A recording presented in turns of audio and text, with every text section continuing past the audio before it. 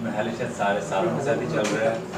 जो फ्रीलांसर्स हैं ना वो टैक्स कटता है और पैसे बहुत आ रहे हैं उनको बाहर से। अच्छा, अब वो पैसे आई जा रहे हैं ना, प्रोडक्शन हो रही है 154A बेटा देखिए, कोई नहीं है वो अभी देखते हैं ना 150। पिछले साल भी। हाँ, इन्हीं की बात को मजीद ऐड कर दूं कि इसमें एक और प्रॉब्लम इन्हीं बात में पेपाल और पायनियर दो कंपनीज हैं, उनसे पेमेंट्स आ रही हैं और वो आपके रिटर्न में ऐसे रिफ्लेक्ट होती हैं जैसे लोकल ट्रांसफर हो।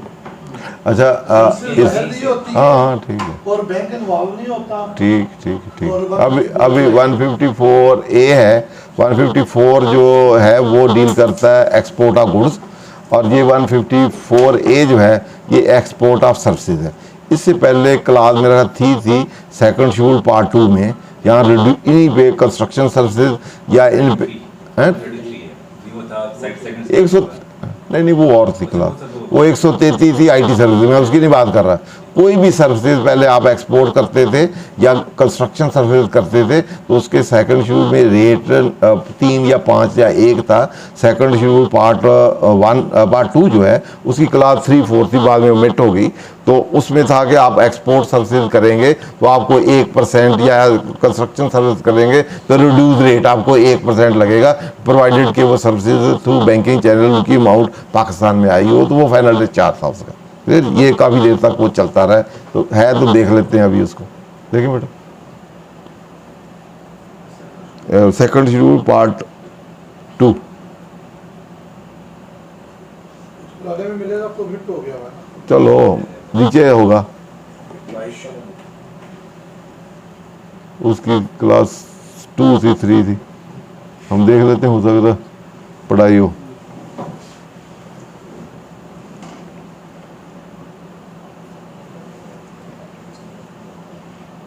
पुराना खोल लें 2-3 साल वाला, तो उसमें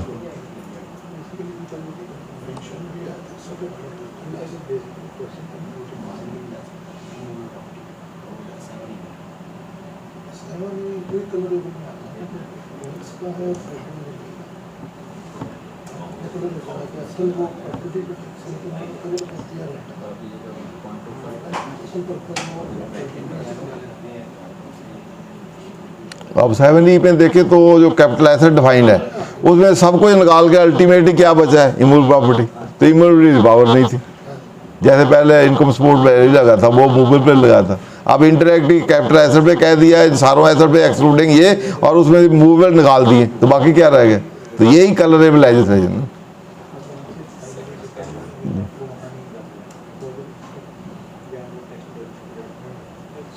second schedule part 2 reduce rate, उसमें सब क्लास 3 या 4 थी। Second schedule part 2 reduce rate वाली थी।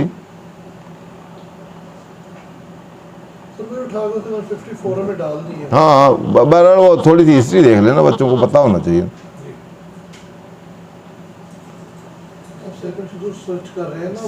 सेकंड शेड्यूल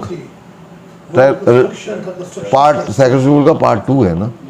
वर्ड कंस्ट्रक्शन में अगर करें ना तो वो कंस्ट्रक्शन सर्विसेज का वर्ड था। हाँ कंस्ट्रक्शन और सर्विस सर्च करना है तो ये अब कहाँ किस पार्ट में, कंस्ट्रक्शन कर लें आप किस पार्ट में? पार्ट 2 जो है ऊपर लिखा होगा रिड्यूस रेट। पार्ट 2 में ही है भाई। मैं कहता हूँ वर्ड कंस्ट्रक्शन कर लें तो जल्दी मिल जाएगा। नहीं आप स्टार्ट में आए ना, जहाँ रिड्यूस रेट लिखा हुआ है उसके नीचे होगा। चलो मिल नीचे है, आप पहले उस पार्ट 2 पे आए तो सही। पार्ट 2 पे ही है। नहीं ये 4 पे चल रहे हैं ना। पार्ट 3 चला गया। हाँ पार्ट 2 आएगा तो फिर उसका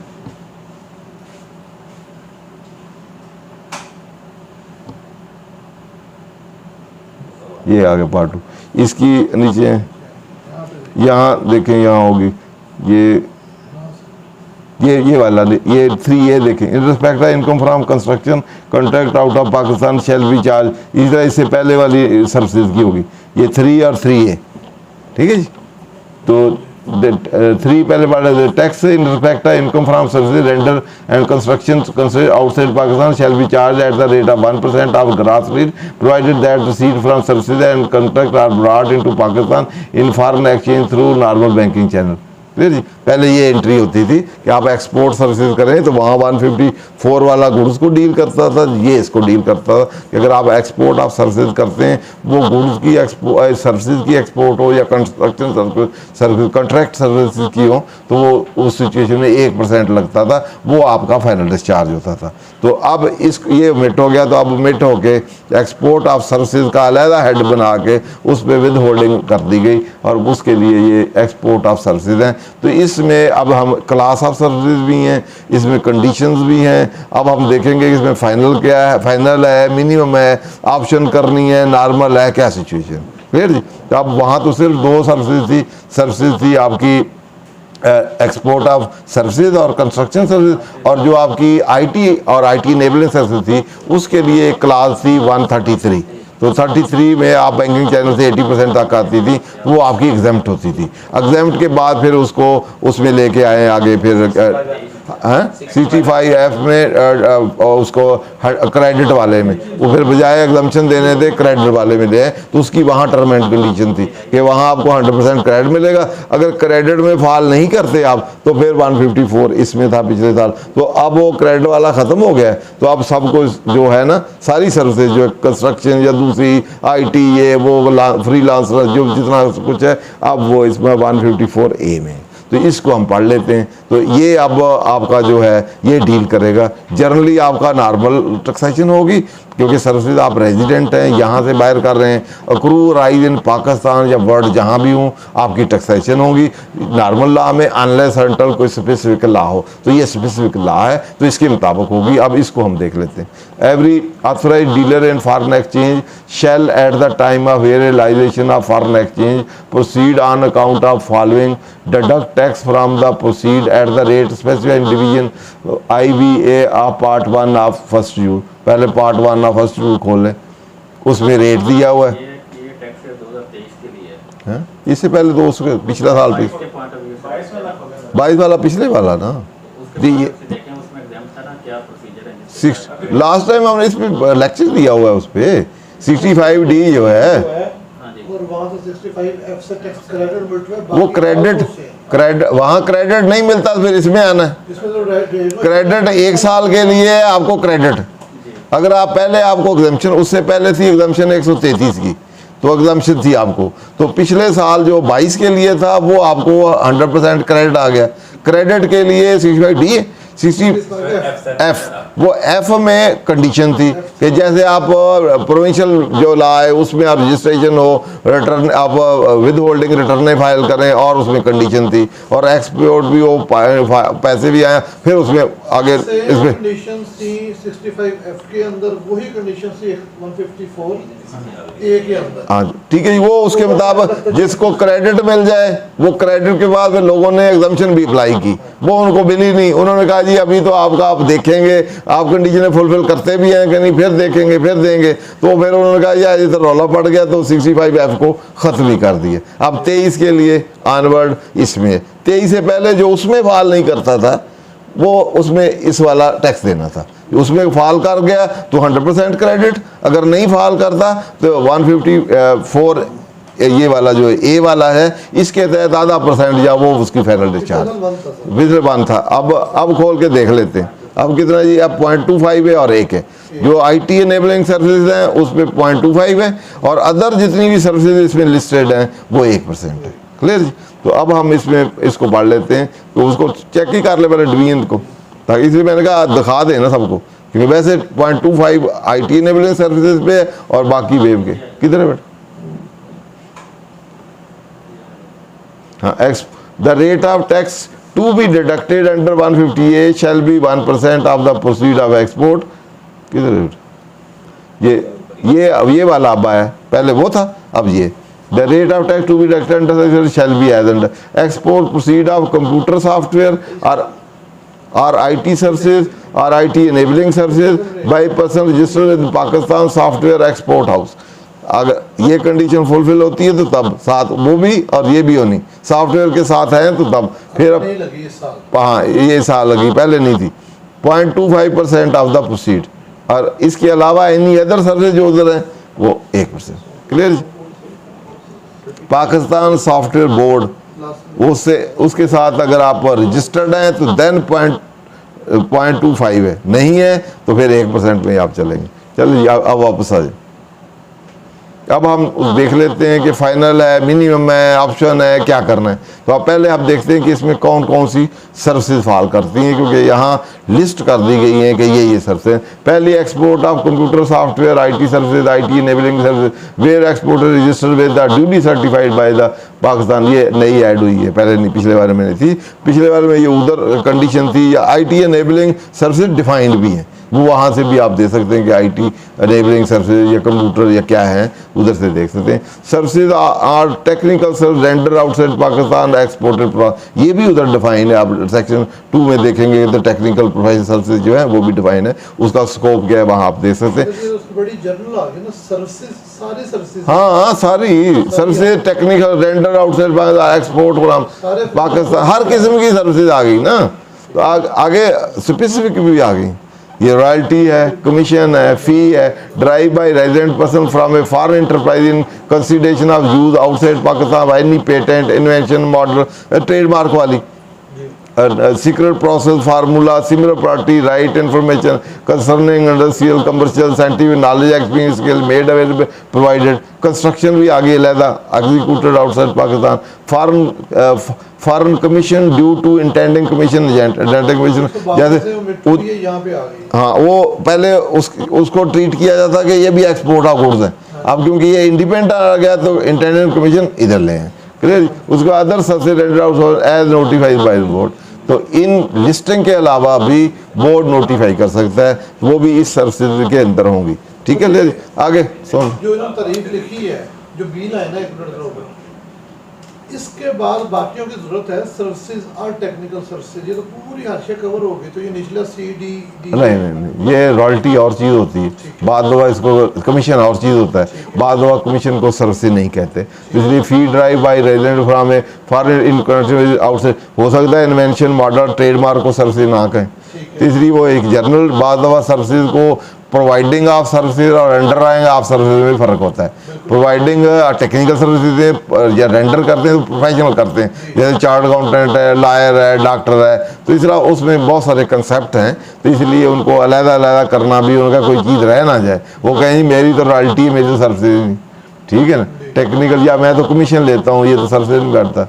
डिस्काउंट, कमीशन, ये अलग है। फीस है जी मेरी सर्विसेज में, ड्राइव बाई रेजिडेंट कंपनी इस नेचर की है, ये जो ट्रेडमार्क, कॉपीराइट, ये वगैरह वगैरह। तो इसलिए इंडिपेंडेंट इनको लिखने से स्कोप ब्रॉडर किया है, किसी वजह से बच ना जाए ना।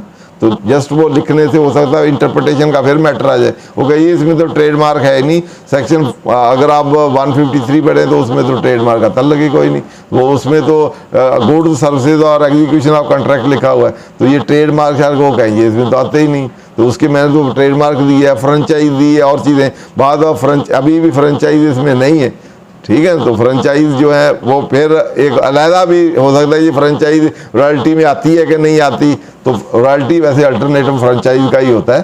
तो इस तरह की जो इंटरप्रिटेशन है या एनी अदर सर्विसेज भी provided render to the enterprise, तो इस चीज़ इसलिए उन्होंने ब्रॉडन किया। और उसके बाद सिर्फ यहाँ तक ही नहीं है, बल्कि आखिरी भी तो ई भी तो देख रहे हैं, ई क्या है, अदर सर्विसेज नोटिफाई, कोई भी, इट मीन ये सफिशिएंट नहीं है जो लिखी। आपके मुताबिक तो वहीं बंद कर देना चाहिए था, आपके मुताबिक तो बी के बाद किसी की जरूरत नहीं थी, वो अभी भी सेटिस्फाइड नहीं है। वो कहते इसके अलावा भी कोई जिस चीज़ पे डिस्प्यूट आएगा तो बोर्ड नोटिफाई कर दे। अगर आप कहेंगे ये इसमें फाल नहीं करती, वो कहें ठीक है ये नोटिफिकेशन ले लो। प्रैक्टिकली तो सी रिडंडेंट है, उसका कहीं होना कहाँ। हाँ, हमारी कौन सी चीज़ है जो वहाँ से बाहर टेक्निकल सर, चलो बहरहाल कोई चीज़ें हो सकती हैं, यहाँ कोई services, technical services render outside Pakistan है, कोई भी है ना, बहुत सी टेक्निकल सर्विसेज, जैसे ये कोई सर्विसेज भेज दें उधर, तो बहुत सारी सर्विसेज जाती हैं बाहर। सर ये ऐसे ही है, फिर ऑडिट का पार्ट बन जाएंगे सारे के सारे। हाँ, सिलेक्शन का बी में कवर हो जाएगा, सी प्रैक्टिकली रिडंडेंट है। कौन सा सी है? जी जी। अगर सी के अंदर उसको भी डाल देते। रेंटिंग कमीशन बहुत सारा आता है पाकिस्तान में। बारा जी ये सारी सर्विसेज ये सर्विसेज हैं, इसके अलावा भी कोई कनोटेशन या वर्ड या फ्रेज सर्विसेज में कुछ आता हो इसके अलावा, तो उसको भी इसमें लिया जाता है। सर्विसेज और एग्जीक्यूशन ऑफ कॉन्ट्रैक्ट और गुड्स में भी फ़र्क है, इसमें भी बड़ी बहस है कि गुड्स क्या है और सर्विसेज क्या है, एग्जीक्यूशन ऑफ वो क्या है, कंबाइन दोनों जिसमें गुड्स भी हैं सर्विसेज हैं तो वो क्या है, वो अलहदा 153 में कोई डिस्कशन करेंगे। डिविजिबल सर्विसेज हैं, नॉन या कॉन्ट्रैक्चुअल सर्विसेज हैं, उसमें गुड्स भी लगती है और वो भी लगती हैं, वो डिविजिबल हैं नॉन डिविजिबल हैं, किस तरह डिटर्मिन करनी है, तो उसके लिए डोमिनेंट ऑब्जेक्ट के मेन ऑब्जेक्ट आप, जैसे एक आप चार्ट अकाउंटेंट है, वो एक ऑडिट रिपोर्ट देता है, ऑडिट रिपोर्ट देता है तो वो क्या है, गुड्स है या सर्विसेज है, हैं? तो दिए तो कागज है उसने, ठीक है ना। बेसिकली उसका प्रिंसिपल ऑब्जेक्ट ऑफ बिजनेस क्या है, वो रेंडरिंग ऑफ सर्विसेज है, और जो उसने कागज इस्तेमाल किया है in the rendering of services दी है, तो इसलिए उसकी वो सर्विसेज कंसिडर होंगी। तो इसलिए जो चीज़ सर्विसेज रेंडरिंग में इस्तेमाल हो, जो भी इवन गुड्स भी इस्तेमाल हो, दैट क्योंकि गुड्स की वैल्यू किसने वैल्यू ऑफ सर्विस में ऐड हुई, तो इसलिए इंसिडेंटल है उसकी, तो उसकी वैल्यू जो है सर्विसेज की वैल्यू का पार्ट बने। इसी तरह आप गुड्स बेच रहे हो तो उसमें हज़ारों सर्विसेज हैं, लेबर की सर्विसेज उसमें है, कंसल्ट की सर्विस है, वो सर्विसेज की वैल्यू जो है वो part of value of goods बनी। तो अल्टीमेटली यूजर या कंज्यूमर के पास क्या चीज़ गई है, गुड्स गई है, तो उन सारी चीज़ों की वैल्यू गुड्स के अंदर है, तो इसलिए that will be treated as a goods. ये सी सर जो है वैसे भी कंपनीज के लिए नहीं है सिर्फ। कौन सा? सी चले अब कौन सा जी? बायर रेजिडेंट कंपनी लिखा हुआ है from a foreign company sir होती है रेजिडेंट है कंपनी का नहीं, इंडिविजुअल जो है वो जैसे डिजाइन मॉडल बना के देते हैं, ये फ्रीलांसर्स जो हैं वो काफी डिजाइनिंग करते हैं, मॉडल बना के देते हैं। नहीं देख लेना, हाँ जी, ये ड्राइव बाई रेजिडेंट कंपनी के लिए, अदरवाइज नहीं है किसी के लिए ना। ये जर्नल क्लास नहीं है, बाकी जर्नल है। ये रेजिडेंट कंपनी की जो डेफिनेशन में आएगी, यहाँ कंपनियों जो आगे डेफिनेशन भी दी हुई है, कंपनी की डेफिनेशन है, तो रेजिडेंट कंपनी को रेजिडेंट का 81 82 है, वहाँ कंपनी का भी दिया है, होली या पार्शली इधर बिजनेस हो, फिर ये रेजिडेंट कंपनी के लिए है ये मॉडल, ये वगैरह वगैरह। जो पैसे आ रहे हैं पेपल के थ्रू या वैसे बैंक नहीं काट रहा है इनमें, वो आगे आते हैं ना में हम डाल सकते हैं उसको। बेटा, आगे नीचे आते हैं। अभी तो हमने पहले चार्जेबिलिटी पढ़ी है, अभी क्लास ऑफ सर्विसेज पढ़ी है कि सर्विसेज की कैटेगरी काइंड वो क्या है। अगला स्टेप है, अब अगले में देखते हैं कि डिडक्टेड है या डिडक्टेबल है। आप नहीं डिडक्ट हुआ तो आप खुद दे सकते हैं या नहीं दे सकते, तो वो अगले सेक्शन में हम देखते हैं। उसके बाद ये द टैक्स डिडक्टेबल है, यहाँ वर्ड, यहाँ डिडक्टेड नहीं है। अगर यहाँ वर्ड होता tax deducted shall be final tax, तो फिर जो उसने काटा होता वो होता, बाकी ना होता। यहाँ डिडक्टेबल का वर्ड है, अगर उसने नहीं काटा तो आप खुद दे सकते हैं, ठीक है, आप खुद दे सकते हैं, या उसने कम काटा है तो फिर भी आप डिफरेंशियल दे सकते हैं। इसी वर्ड डिडक्टेबल या कलेक्टेड और कलेक्टेबल, डिडक्टेड या डिडक्टेबल वर्ड से आपकी ओब्लिगेशन आप पे आ गई है कि इन सर्विसेज पे आपने उस रेट से जो आपने डिडक्टेबल है जितना उसने काटना था, नहीं काटा तो अलहदा बात है, तो उतनी आपकी ओब्लिगेशन है। Tax deducted under shall B final tax, यहाँ डिडक्टेड नहीं है। अगर डिडक्टेड होता तो जितना उसने काटा होता कम या ज़्यादा, वो आपकी फाइनल बननी थी। यहाँ वर्ड डिडक्टेबल है, अगर लिखा होता टैक्स डिडक्टेड, डिडक्टेड मीन जो उसने काटा है, वो कम भी हो सकता है ज़्यादा है, तो यहाँ डिडक्टेबल का वर्ड है अंडर दिस सेक्शन, तो इसलिए वो जो उसने काटना था नहीं भी काटा, डिडक्टेबल है, वो आपकी फाइनल डिस्चार्ज है। Shall be final tax on the income rising from the transaction refer upon fulfilment of following condition. ये भी फाइनल टैक्स जो है डिडक्टेबल जो है, ये एक्सक्लूसिव नहीं है, ये भी सब्जेक्टिव है, सब्जेक्ट टू दीज कंडीशन है। अगर ये कंडीशन फुलफिल होगी तो then it is final, otherwise ये फाइनल नहीं है। क्लियर जी? ये कंडीशन फुलफिल नहीं होती तो फिर वो नॉर्मल का पार्ट बन जाएगा, ठीक है। अगर फुलफिल होती हैं तो फिर आप फाइनल एंजॉय कर सकते हैं। तो इसमें क्या है, रिटर्न हैज़ बिन फाइल्ड। आप दूसरा withholding statement for the relevant tax year has been filed if provided under the ordinance, वो आपने की। उसके sale tax return the federal provincial law has been filed, यही वाली पहले कंडीशन उसमें 65F में थी, उधर वाली इधर उठा के सेल टैक्स रन हो गया। No credit for foreign tax shall be allowed, जो आपने बाहर टैक्स को दिया आप कहेंगे उसका क्रेडिट दे, वो भी नहीं अलाउ होगा।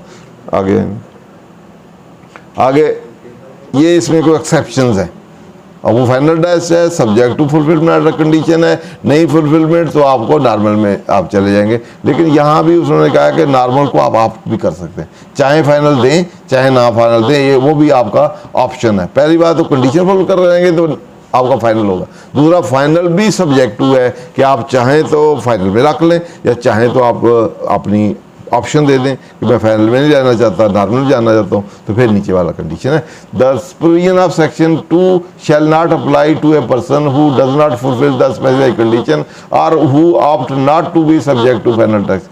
या वो फुलफिल कंडीशन नहीं करती तो वो सेक्शन फाइनल वाला नहीं लगेगा, या वो ऑप्ट कर लेता है कि जी मैं फाइनल नहीं चाहिए, मुझे तो चाहिए नॉर्मल ला, तो फिर ऑप्शन देनी पड़ेगी। तो ऑप्शन के लिए कुछ कंडीशन है कि कब उसने ऑप्शन देनी है, वो ऑप्शन देगा तो ऑप्शन ऑपरेट होगी, अदरवाइज कंडीशन फुलफिल उधर जाएगा, नहीं कंडीशन तो नॉर्मल जाएगा। ऑप्शन के लिए ये नीचे दिया, provided that option shall be exercise every year eight the time of filing option under section 114 में आप जब रिटर्न फाइल करेंगे तो उस वक्त आपको ऑप्शन देना पड़ेगी, देंगे तो आप नॉर्मल में चलेंगे, नहीं देंगे तो फिर final subject to condition otherwise normal. उसके बाद board in consultation with State Bank of section shall prescribe mode manner procedure for payment of under section. तो प्रोसीजर स्टेट बैंक के तहत तो उसका प्रोसीजर कैसे विद होल्डिंग करनी, कैसे बार करना है। उसके बाद जो बोर्ड जो है इसका, इसमें कोई सर्विसेज जो है ये शैल है power to include exclude certain service for the applicability of, ये फिर दोबारा पहले वो नोटिफाई करेगा, यहाँ इंक्लूड कर सकता है, लेकिन दोनों को इसकी वजह से जरूरत तो नहीं थी क्योंकि ऊपर लिख दिया था सर्विसेज में, लेकिन यहाँ फिर तसल्ली नहीं, उन्होंने कहा बोर्ड को फिर पावर दे दें, उन्होंने कहा बोर्ड उसमें इंक्लूड भी कर। अच्छा, वहाँ पावर इंक्लूड की थी, इसकी इसलिए जरूरत आ गई, वहाँ दोबारा पढ़े उसको, वहाँ पावर थी कि इनके अलावा भी बोर्ड कर सकता है other services render outside Pakistan as notified by the board from time to time. From time to उसमें इंक्लूजन की ये पावर जो है इंक्लूड करने की है कि स्कोप को वाइडन करना, एक्सपेंड करने के लिए। नीचे वाली पावर जो है वो in addition to that extend करने के भी हैं, कर्टेल करने की भी। तो दोबारा पढ़ लेते हैं, बोर्ड शैल है पावर टू इंक्लूड, इंक्लूड वाली तो वही है क्योंकि उसके अंदर और भी शामिल नोटिफाई कर सकता है, इंक्लूड करने के लिए नोटिफाई करना जरूरी होगा, और या exclude certain service applicability of the provision, exclusion की पावर इधर है। उनमें से अगर कहे कि सिर्फ एक ही रखनी है आईटी, बाकी सारी खत्म करनी है, तो बोर्ड उसको खत्म कर सकता है। क्लियर जी? तो ये इसका इनकम टैक्स रिटर्न 2022 10 मिनट रह गए नहीं वाले सर, इसमें जो टैक्स मेरा नहीं कटा, मतलब 154 है डिडक्टेबल, मैं खुद अपना टैक्स जमा करवा के उसमें फाइनल टैक्स की ऑप्शन दे सकता हूं? लिखा तो है deductible subject to conditions, deductible है 22 में भी वैसे ऐसे ही था। 22 में जहाँ डिडक्टेबल का वर्ड है, अगर डिडक्टेबल का वर्ड है तो आप वहाँ अपनी सर्विसेज डालें, और वो उसमें 2 कॉलम बने होते हैं, उसमें लिखा हुआ है चार्जेबल, चार्जेबल वो निकालता है, एक आपने पे कितना किया डिफरेंशियल निकाल देता है, लायबिलिटी पे कर, लेकिन सब्जेक्ट टू वो कंडीशन फुलफिल करते हो आप। मैं अकेला ही हूं, मैं अकेला ही फ्रीलांसिंग का काम कर रहा हूं, वही अकेले हो या 2 इंडिविजुअल हो, एओपी कंपनी कोई भी हो, लेकिन वो कंडीशनें उधर लिखी हुई हैं। इसका मतलब ये है कि मैंने 6 करोड़ का रेवेन्यू आया, किराया मैं कोई नहीं देना, मुलाजम मैं कोई नहीं रखिया, जब फाइनल ने खर्चा कोई नहीं, तो मैं 6 करोड़ से 6 लाख दे के बाकी 5 करोड़ 94 लाख अपनी बुक्स ऑफ अकाउंट से एंटर कर सकना। नहीं ऐसे नहीं, नहीं 154A भी वैसे पड़ी नहीं, इसमें ऐसे होता है। 111(4) पहली बात तो ये है कि फाइनल डिस्चार्ज तो आपका हो जाएगा, ये सब सेक्शन 3 था, 3 या 2 है, 2 में लिखा हुआ, 2 में लिखा हुआ 2 की कंडीशनें आप फुलफिल करेंगे तो टैक्स है डिडक्टेबल। अगर आप खुद भी दे देंगे, जितनी अमाउंट आपकी बाहर से आई है, प्रोसीड आई है, उसको लिख देंगे, तो अगर 0% डिडक्शन हुआ है तो आप खुद जमा करा देंगे, जाके वो फाइनल डिस्चार्ज हो जाएगा। नेक्स्ट क्वेश्चन ये है कि क्या जो सर्विसेज आई है सारी इनकम है, क्या आप सारी बुक्स में इनकॉर्पोरेट कर सकते हैं कि नहीं? ये आप नहीं कर सकते। इसलिए जैसे आप सेल करते हैं, सप्लाई करते हैं, तो 3.5 कट जाता है, क्या वो सारी सप्लाई को आप इनकम ट्रीट करते हैं? उसमें तो परचेज की होती हैं, चीज़ें की होती हैं, तो इसलिए वो सारी को नहीं आप कर सकते। एक तो इम्प्यूटेबल इनकम का कंसेप्ट है, दूसरा जो आपके दूसरे आपके रियल एक्सपेंस हैं, जो आपकी सर्विसेज के लिए आप लोग रखे हैं दूसरे, वो भी आपको प्रूव करने पड़ेंगे कितने। तो एक्सेसिव हो तो उसका फिर वो ऑडिट भी कर सकते हैं, देख सकते हैं कि फाइनल में 111(4) जो पुराना 169 का 4 था, अब वो 4 में आ गया है। वो पहले पुराना 80C का भी 4 होता था, तो वो पहले ख़त्म कर दिया था। अब फिर वो कंप्यूटर जैसे कंस्ट्रक्शन सर्विसेज है कि वो आपने प्रॉफिट जो है आपका उसका जो 10% से, जैसे कंस्ट्रक्शन सर्विसेज भी है, आपने जो बिल्डर्स जो हैं या डेवलपर्स हैं, उनमें आपने 10% से ज़्यादा प्रॉफिट रिकॉग्नाइज नहीं कर सकते जितना आपने टैक्स किया है रिवर्स वर्किंग करें, तो उस पर 20% टैक्स लगेगा। तो 11(4) ये where taxable while explain nature and source are any amount refer to in subsection 1 take into account any source of income which is subject to final tax under any provision of the ordinance shall not be entitled to take credit of any sum as in excess of imputable income unless excess amount is reasonably attributed to business activity subject to final tax and tax will furnish financial statement and account duly audited by the chartered accountant। ठीक है, ये दे ले। Sir ये तो 2023 की है, हैं? 2022 में तो नहीं है ये। कौन सी? ये 2022 में 156A में भी था। अच्छा, ना भी हो ये वहाँ से उमिट हुआ नहीं, है, की तसल्ली करो। अच्छा ये वहाँ से उमिट हुआ है और इधर आया है। कहाँ से? 2022 के लिए ये 156A में आया था। ठीक, उसमें आया था, उधर से इधर आया है, लेकिन पहले सिर्फ जब वहाँ था तो वो स्पेसिफिकली उसके लिए था। ठीक है, हाँ जी। अब वो पहले 111 में नहीं था, हर एक के लिए नहीं था, अब हर फाइनल डिस्चार्ज के लिए ये यही है। जहाँ भी फाइनल डिस्चार्ज। जी, सर ये है। ठीक है जी, पहले सिर्फ ये इस सेक्शन को, इसका स्कोप लिमिटेड था टू दिस सेक्शन। ठीक है जी, अब यहाँ से उठा के जब उधर ले गए तो अब ये ब्रॉडर हो गया। अब हर फाइनल डिस्चार्ज में जहाँ कहीं भी है उसके लिए अगर आप कंप्यूटेबल इनकम जो कैलकुलेट करेंगे, जो टैक्स दिया है उसकी रिवर्स वर्किंग करेंगे, उस पर रेट अप्लाई करेंगे, इंडिविजुअल है, सैलरी है, नॉन सैलरी है, बिजनेस है, एओपी, उससे रिवर्स वर्किंग करेंगे। जो अमाउंट आपकी इनकम आएगी उस इनकम से अगर आपने अबाव रिकॉग्नाइज किया है तो उसकी आप बुक्स की एक्टिविटी में से ऑडिटेड अकाउंट दे के वो शो करेंगे कि हायर है। फिर ये बेसिकली अलाई कार्टन में 80cc का 4 था, इसी तरह उन्होंने कहा उसमें था कि अबाव के लिए आप सेक्शन 13 होता था कि उसमें एडिशन होगी, तो वो कोर्ट में गया, कोर्ट ने उसको स्ट्राइक डाउन कर दिया, उन्होंने कहा ये नहीं है। एक्सेस अगर बुक्स से अगर प्रूव होता है, इवन दो इनकम ज़्यादा भी है तो वो आप कर सकते हैं अकाउंट फॉर, बेशक कंप्यूटेबल से ज़्यादा भी है की जा सकती है, लेकिन आपकी बुक्स उसको सपोर्ट करें। तीसरा, आपने अगर कोई गुड्स बेची है 3% हो गया तो गुड्स की वैल्यू ज़्यादा है तो उसके लिए तो परचेज की भी कास्ट होगी, दूसरे एक्सपेंस भी होंगे, सारे आप कैलकुलेट करेंगे। कंप्यूटेबल से वो नेट प्रॉफिट आपका ज़्यादा भी हो सकता है, कम भी हो सकता है। अगर ज़्यादा है तो उसके लिए फिर आपको ये स्क्रूटनी करवानी है, या चार्टर्ड अकाउंटेंट से करवाना है, या इधर ऑडिट के लिए भी पिछले दिनों फैसला शायद करीम का आया था कि ऑडिट फाइनल पेमेंट आप जो आप टैक्स करते हैं या मिनिमम है, ऑडिट से मूव नहीं, ऑडिट कराएं, आप चेक कराएं। हो सकता है बहुत सी चीज़ें वो आपने कंसील की हों, आपने कहा हो कि यही मेरा फाइनल है, हो सकता है कोई नॉर्मल वाली चीज़ें भी हों, जब अकाउंट देंगे तो पता चल जाएगा कहाँ से आए। फाइनल होना और चीज़ें फाइनल है टू दैट एक्सटेंट, जो आपने एक्सपोर्ट सर्विसेज की हैं उस तक फाइनल है। उसके अलावा कोई नॉर्मल चीज़ है और ट्रांजैक्शन है वो आपके तो फाइनल नहीं। बैंक क्रेडिट एंट्री है ये, इसके अलावा परस्यूट के अलावा और भी आई हूँ तो आप कहें जी मेरा तो फाइनल है, मेरा तो ना देखें हम, वो देखा जा सकता है। तो एडिशन की बिल्कुल नहीं इम्प्यूट हो सकती ना, 7E में जो डीम्ड रेंटल इनकम है हाँ। बिल्कुल इम्प्यूट होगा, क्योंकि आप उसमें लिखा नहीं है कि इसका आप बेनिफिट ले सकते हैं बुक्स ऑफ अकाउंट्स। वो उसकी भी आप ले सकते हैं, जिस चीज़ पे टैक्स दिया हो उसका ले सकते हैं, लेकिन वो स्पेसिफिकली कुछ में लिखा है कि इसका लेंगे। अब इसमें दो जो राय पर कुछ है कि आपने एक्चुअल तो लिया नहीं। हाँ। ठीक है ना, तो एक्चुअल आपने लिया नहीं तो आपका एक्चुअल आया नहीं, लेकिन अम्यूट का दूसरी बात यह है कि कुछ पहले लॉ में होता था 13 सेक्शन में इंटेजिबल एडिशंस, उसको कहते थे कि यार ट्रेडिंग अकाउंट आपके रिजेक्ट कर दिए, उसके बाद उन्होंने ट्रेडिंग एडिशन करके टैक्स लगा दिया, तो बाद में अगली रिटर्न में लोग जितनी अमाउंट में टैक्स लगा होता तो इनकम में ऐड कर लेते थे। वो कहते भी जिस चीज़ में मैंने टैक्स दिया है तो वो तो मेरा राइट बनता है कि नहीं, जब मैंने टैक्स दे दिया है तो वो आप कहें आप क्रेडिट भी नहीं ले सकते। जब मैं जिस चीज़ में मैंने टैक्स दिया है वो कुछ इनकम आपने खुद अज्यूम की है कि 5% मेरी इनकम है तो मैंने उस पर टैक्स दिया तो उसको अकाउंट फॉर क्यों ना करूँ। कैश आना या ना आना तो वैसे भी अक्रूवल बेसिस पे, कैश बाद में आए या अर्ली आए, इनकम तो दूसरे तरीके से कैलकुलेट होती है, रिसीट बेसिस तो नहीं होती।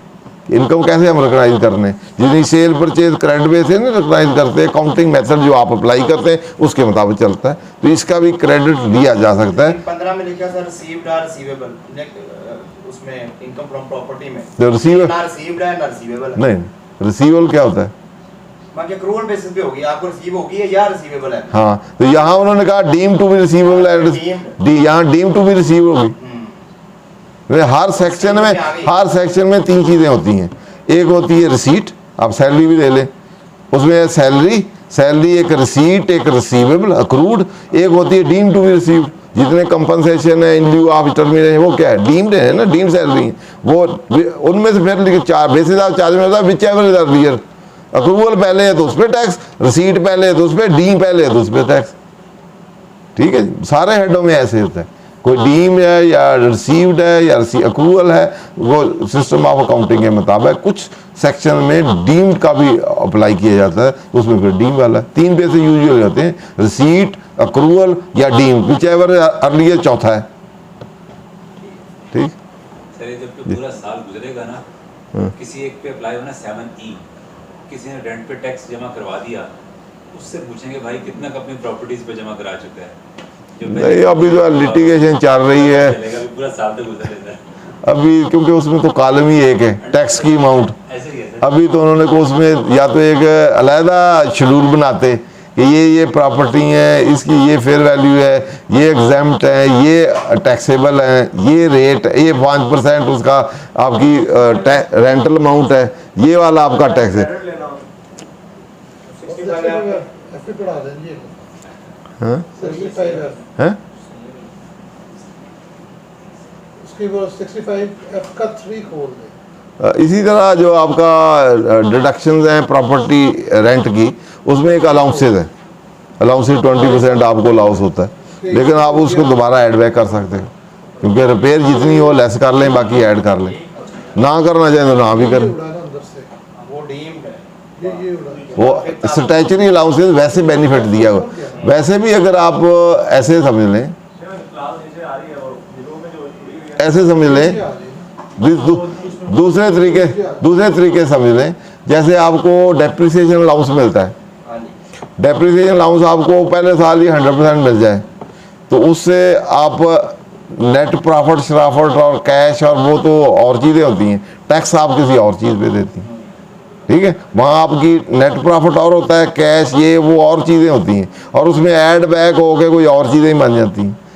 ठीक है, तो कुछ सेंटिटी जो अकाउंट्स या वहाँ जो अमाउंटें हैं उनको भी दी गई।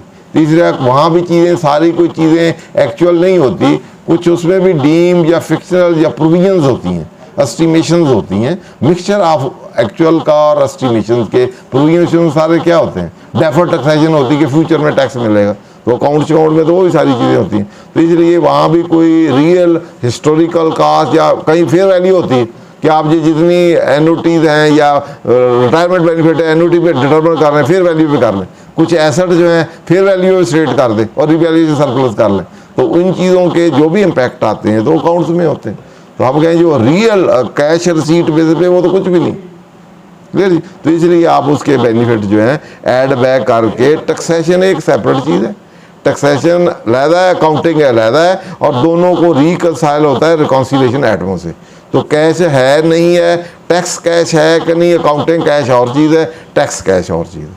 तो इसलिए हम उसको, क्योंकि इतना रिकंसाइल करना बहुत डिफ़िकल्ट है, इवन अक्रूवल और रिसीट को ही रिकंसाइल बहुत मुश्किल है, टैक्स रिसीट को, टैक्स कैश को और अकाउंटिंग कैश को रिकंसाइल करना तो बहुत ही मुश्किल है। इसलिए ये हाई लेवल की बात है कि किस तरह रिकंसाइल होगा। तो थैंक यू वेरी मच। मैं सवालात अभी बहुत सारे बाकी हैं, और ये चीज़ें वही हैं जो डिबेट से चलती रहनी है, और इसी से साज़र हम इल्म भी हासिल करते हैं, अपने क्लाइंट्स को अपने बेहतरीन मशवरों से उनको जो है वो एंटरटेन करते हैं। तो नेक्स्ट भी हम कोशिश कर लेंगे 1-2 सेशन अभी इनकम टैक्स रिटर्न 2022 के इस जो सवालात हैं इसको हम कंटिन्यू रखेंगे। कोई भी आपका प्रॉब्लम हो, कोई भी क्वेश्चन हो, इवन को आपको रिटर्न ऐसी बनाइए जिसमें कोई फीडिंग समझ नहीं आ रही, कोई चीज़ नहीं आ रही, उसका आईडी पासवर्ड लेके आप आएँ तो उसको प्रैक्टिकल ओपन करके भी हम उसकी राइट फिगर राइट प्लेस देख सकते हैं कि क्या हो रहा है। 7 जो 153(1)C जो उसके अंदर 7% रेट है, वो एक कंप्लेंट आ रही है कि वो कंपटीशन में चार्ज नहीं हो रही। वहाँ पे इस्लामाबाद बात हुई थी तो वो कह रहे हैं कि 2-3 दिन में वो इशू रिजॉल्व हो जाएगा।